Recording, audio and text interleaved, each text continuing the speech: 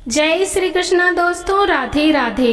दोस्तों, मृत परिजनों की ऐसी कौन सी 3 चीजें हैं जो हमें भूल कर भी घर में नहीं रखनी चाहिए। मृत परिजनों की तस्वीरों को हमें घर में कौन से स्थान पर रखना चाहिए, ये सारी जानकारी आज इस वीडियो के माध्यम से हम आपको देने जा रहे हैं। तो वीडियो को बिना स्किप किए अंत तक जरूर देखें।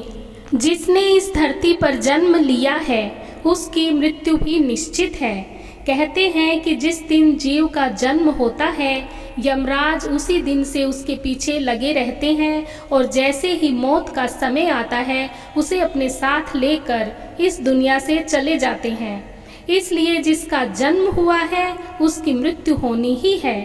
लेकिन मृत्यु के बाद का सफ़र कैसा होगा, इस बात को लेकर दुनिया भर में कई मान्यताएं हैं। यही नहीं, मृत्यु के बाद जो पीछे रह गया है उसका क्या होगा, या यूं कहें कि मरने वाले व्यक्ति के सामान का क्या होगा, इसके पीछे भी कई धारणाएं हैं।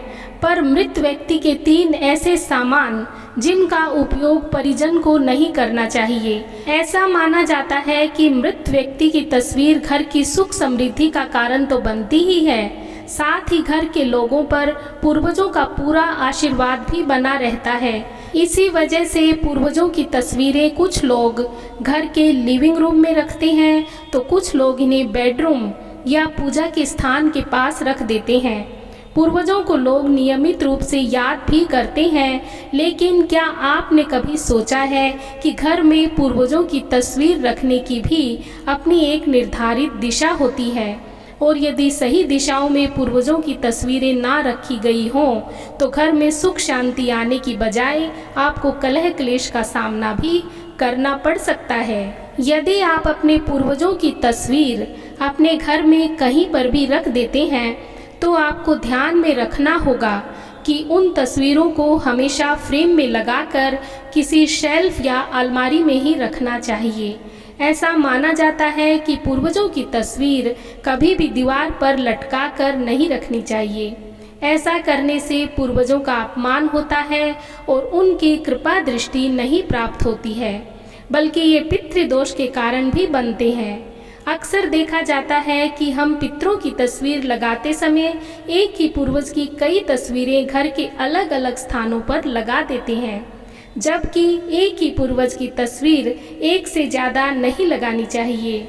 ऐसा करने से पितृ रुष्ट हो जाते हैं और घर में कलह क्लेश होने लगता है। वास्तु शास्त्र के अनुसार पितरों की तस्वीर हमेशा ऐसे स्थान पर रखें जहां बाहरी लोगों की उन पर नज़र ना जाए। ऐसा माना जाता है कि किसी बाहरी की नज़र यदि पूर्वजों की तस्वीरों पर पड़ती है तो यह घर में नकारात्मक ऊर्जा को बढ़ाती है। इसलिए घर के लिविंग रूम में पितरों की तस्वीर ना रखें। इसके अलावा घर के बेडरूम में भी पूर्वजों की तस्वीर नहीं लगानी चाहिए।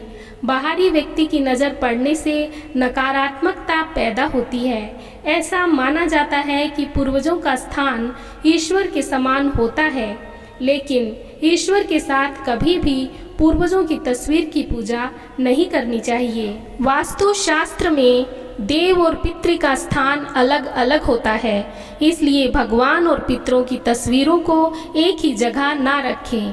पूजा के स्थान में पितरों की तस्वीर लगाने से जीवन में बाधाओं का सामना करना पड़ सकता है। यही नहीं, ऐसा करने से घर परिवार में अशांति का माहौल भी बन सकता है। यही नहीं, वास्तु शास्त्र में पितरों की तस्वीरों के साथ कभी भी जीवित लोगों की तस्वीर नहीं लगानी चाहिए। ऐसा करने से जीवित लोगों की आयु भी कम हो सकती है और उनका जीवन संकट में पड़ सकता है। वास्तु के अनुसार पितरों की तस्वीर हमेशा उत्तर दिशा की ओर लगानी चाहिए। चूंकि दक्षिण दिशा को पितरों की दिशा माना जाता है, इसलिए उत्तर दिशा में तस्वीर लगाने से तस्वीर का मुंह दक्षिण दिशा की ओर होता है। इसलिए पितरों की तस्वीर ऐसे लगाएं कि तस्वीर का मुख दक्षिण दिशा की ओर रहे।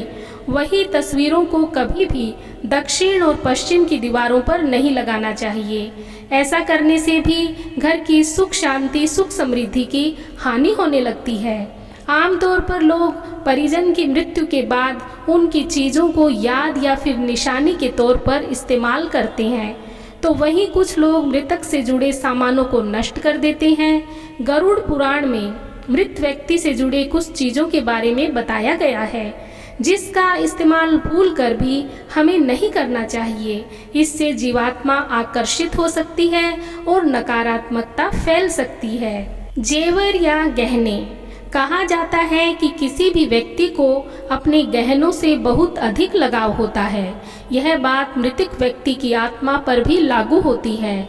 गरुड़ पुराण के अनुसार जिस व्यक्ति की मृत्यु हो जाती है उसके गहनों का प्रयोग नहीं करना चाहिए। इससे मृतक या जीवात्मा की ऊर्जा उस व्यक्ति के साथ जुड़ जाती है जिसने उसके गहनों को पहना हो। गहनों को आप नए तरीके से बनवा कर इस्तेमाल कर सकते हैं, लेकिन उसी अवस्था में गहनों को पहनने से बचना चाहिए। वहीं यदि मृत व्यक्ति ने मृत्यु से पहले अपने गहने आपको भेंट स्वरूप दिए हों तो इनका इस्तेमाल आप कर सकते हैं और निशानी के तौर पर भी इसे रख सकते हैं। लेकिन खासकर ऐसे गहने जिससे मृतक को बहुत अधिक लगाव था उसे भूल कर भी पहनने की गलती ना करें। कपड़े। किसी भी व्यक्ति को अपने कपड़ों से बहुत अधिक लगाव होता है। गरुड़ पुराण के अनुसार मृत्यु के बाद भी मृतक की आत्मा संसार का मोह नहीं छोड़ पाती है। ऐसे में उनके कपड़ों का इस्तेमाल करने से आत्मा आकर्षित हो सकती है। इसलिए मृतक के कपड़ों को पहनने से बचना चाहिए। व्यक्ति की मृत्यु के बाद उसके कपड़ों का दान कर देना चाहिए। इससे आत्मा को शांति और मोक्ष की प्राप्ति होती है। तीसरी वस्तु है घड़ी। गरुड़ पुराण के अनुसार परिजन की मृत्यु के बाद उसकी घड़ी का इस्तेमाल नहीं करना चाहिए। इसे लेकर मान्यता है कि घड़ी में मृतक की सकारात्मक और नकारात्मक ऊर्जा बसी होती है। मृतक की घड़ी पहनने पर नकारात्मक ऊर्जा का प्रभाव पड़ता है और उसे बार बार मृतक के सपने आते हैं। हाँ तो दोस्तों, आपको आज की जानकारी कैसी लगी कमेंट बॉक्स में लिखकर जरूर बताइए। यदि वीडियो पसंद आया हो तो लाइक और शेयर कर दीजिए। चैनल पर नए हैं तो प्लीज़ मेरे चैनल को सब्सक्राइब कर दीजिए और बेल आइकन प्रेस करना भी ना भूलें ताकि आने वाली सारी वीडियोस की नोटिफिकेशन आपको मिलती रहे। धन्यवाद। जय श्री कृष्णा। राधे राधे।